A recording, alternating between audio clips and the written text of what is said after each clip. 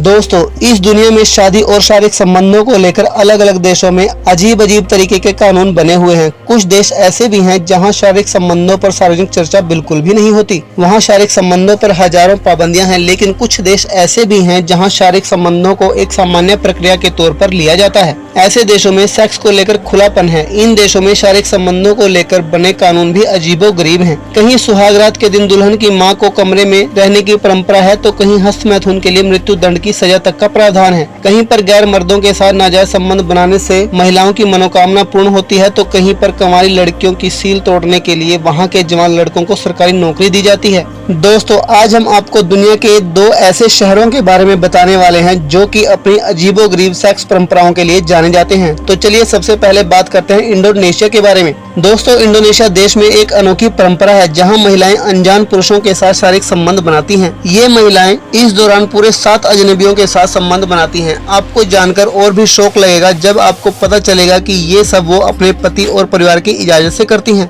लेकिन ऐसा महिलाएं क्यों करती हैं, ये जानकर आप चौंक जाएंगे। दरअसल इंडोनेशिया के बाली द्वीप में हर साल पोन नाम का त्योहार मनाया जाता है। ये त्योहार वर्षों से चला आ रहा है और बाल द्वीप के सभी परिवार इसमें हिस्सा लेते हैं। और इस त्योहार की खास बात यह है कि इस त्योहार के दिन महिलाएं अनजान शख्स के साथ शारीरिक संबंध बनाती हैं।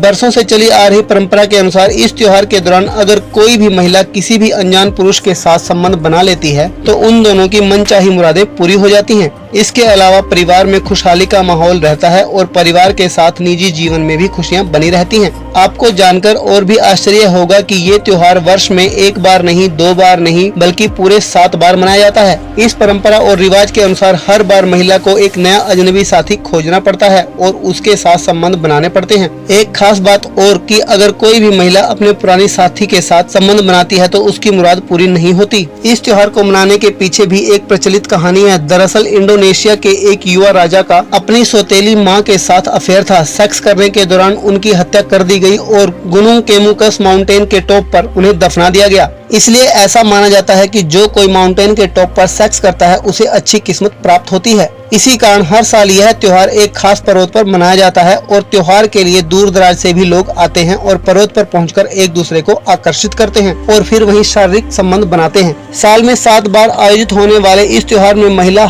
हर बार एक नए पार्टनर के साथ संबंध बनाती है। इस त्योहार के नियमों के मुताबिक जो भी पुरुष महिला के साथ संबंध बनाता है उसे उस महिला को $10 देने होते हैं। लेकिन यहाँ के लोगों के लिए सबसे बड़ी चुनौती वेश्यावृत्ति बन गई है। यहाँ बड़ी संख्या में वेश्याएं भी पहुँचती है। कई बार लोग यौन रोगों की चपेट में आ जाते हैं। हालांकि लोग इस त्योहार के फायदे ज्यादा देखते हैं। यौन संबंध बनाने से लोगों ने अपनी जिंदगी में कई चमत्कार देखे हैं। यही वजह है कि इंडोनेशिया में ये त्योहार अब भी जोश और जुनून के साथ मनाया जाता है और बाली द्वीप के सभी लोग इस त्योहार में जोश के साथ हिस्सा लेते हैं। इंडोनेशिया के बाल द्वीप पर प्रचलित इस अनोखी और अजीबोगरीब परंपरा को लोग वेश्यावृत्ति की वजह भी मानते हैं। इसके कारण भी लोग अपने मजे के लिए इस जगह आते हैं और इस त्योहार का मजा लेते हैं। अब तो ये हाल है कि इस परंपरा को लोग सिर्फ वेश्यावृत्ति का हिस्सा मानने लगे हैं। आइए अब बात करते हैं अमेरिका की। दोस्तों, अमेरिका के वेस्टर्न पैसिफिक ओशियन में स्थित गुआम में पुरुषों का पूर्ण रूप से यही काम है कि वे पूरे राज्य में घूमें और वर्जिन युवतियों का कौमार्य भंग करें। इतना ही नहीं, ये युवतियां उन पुरुषों को जीवन का पहला सेक्स अनुभव प्रदान करने के लिए पैसे भी देती हैं। आप यह जानकर हैरान रह जाएंगे कि यहाँ पर कुंवारी लड़कियों की शादी नहीं होती। यहाँ शादी के समय कोई भी लड़की वर्जिन नहीं रहती। यहाँ लड़कियाँ पहली बार गुआम के पुरुषों के साथ ही सेक्स करती हैं। उसके बाद ही वो अपने पति या और किसी से सेक्स कर सकती हैं और ऐसा करने के बाद ही उनकी शादी होती है।